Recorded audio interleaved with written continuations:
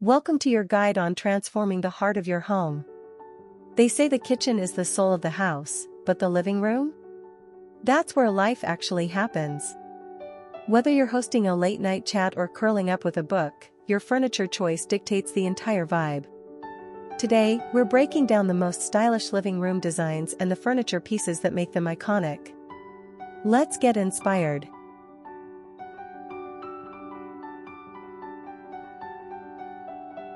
First up, let's talk about modern minimalism. The secret here isn't just less is more, it's about intentionality. Look at this low-profile sectional. It keeps the sightlines open, making the room feel twice as large. If you're going for this look, opt for furniture with exposed legs.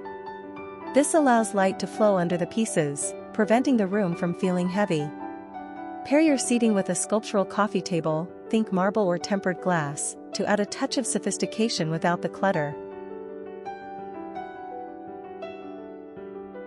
If minimalism feels a bit too cold for you, contemporary comfort might be your match. This style is all about tactile furniture. The star of the show here is often a cognac leather sofa. It's a timeless investment that actually looks better as it ages. To keep the space feeling soft, we layer in organic textures. A chunky wool rug or a boucle accent chair provides that hug feeling the moment you walk in. Remember, in a contemporary space, your furniture should invite you to sit down, not just stand and stare.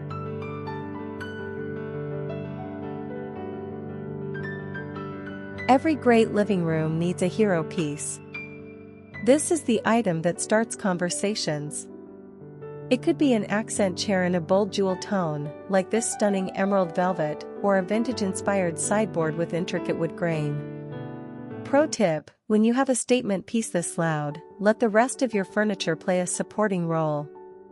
If the chair is the lead actor, your coffee table and shelving should be the reliable supporting cast.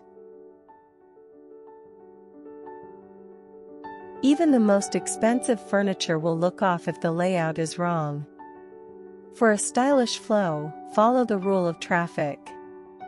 Ensure there's at least 18 inches between your coffee table and your sofa.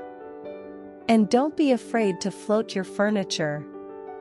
Pushing everything against the walls can actually make a room feel cramped. Pulling that sofa just 6 inches away from the wall creates an airier, more high-end designer look instantly. Designing a living room is a journey, not a sprint. Start with the big pieces, invest in quality materials, and let your personality shine through the accents. If you found these ideas helpful, hit that like button and let me know in the comments. Are you a fan of the sleek modern look, or do you prefer the cozy, textured vibe? Welcome to the community of home lovers. Don't forget to subscribe for our next deep dive into interior styling. I'll see you in the next one.